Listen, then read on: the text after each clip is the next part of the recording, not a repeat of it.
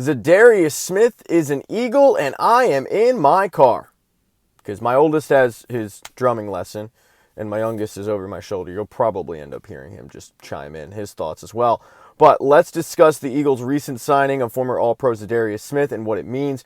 Obviously, if you watched the game last night, I'm assuming you did, the Eagles' pass rush wasn't great. Now, at times, it seemed like they had bottled up Dak Prescott, and Dak, to his credit, did a really, really good job of evading the sack and avoiding it.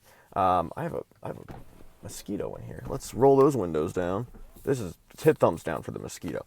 But for a team that lost two key members in their secondary, getting a substantial pass rush is crucial.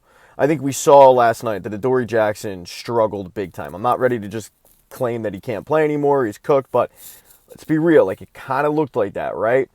Well, what helps with the pass rush, what helps with a bad secondary would be getting the quarterback and flushing him out. And look, to their credit, they did a pretty good job of that late in the game. They didn't get any sacks, but they did a pretty good job of just getting pressure on the quarterback.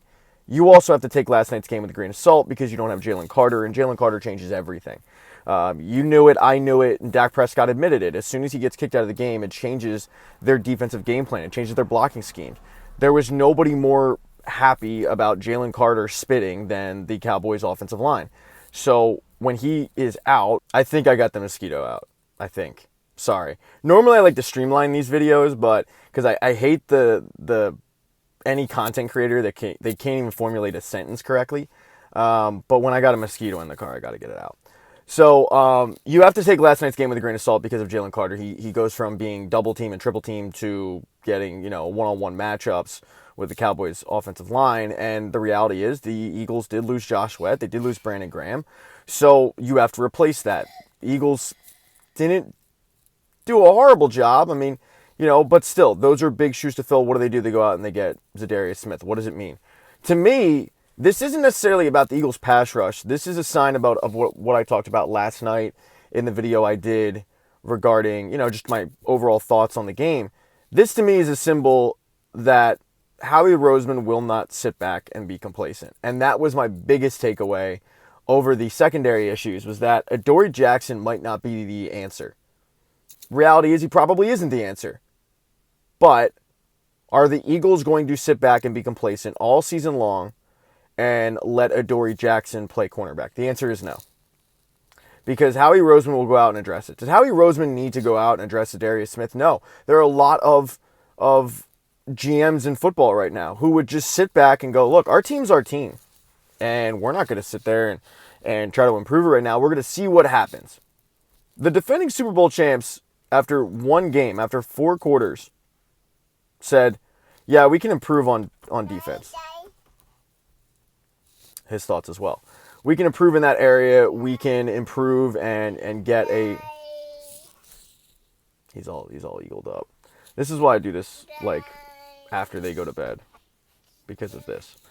But not only does it put the entire NFL on notice that, hey, we're here to repeat, I think it puts the fan base and it reminds them of who this organization is. An organization that will not sit back, that will not be complacent. We saw it a couple years ago, right?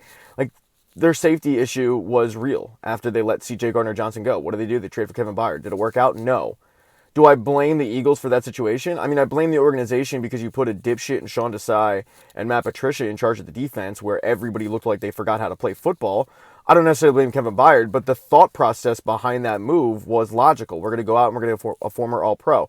And if you think that in 3 weeks and 4 weeks, if Adoree Jackson continues to look like burnt toast, if you think that the Eagles are just going to allow that to happen, you're kidding yourself. Now, Adoree Jackson might lose his starting spot to Kelee Ringo, but if Kelee Ringo isn't the answer, you know what's going to happen? They're going to go out there and they're going to address it. The Eagles did not need to make this move, but they did it. And they put the entire NFL on notice by doing so.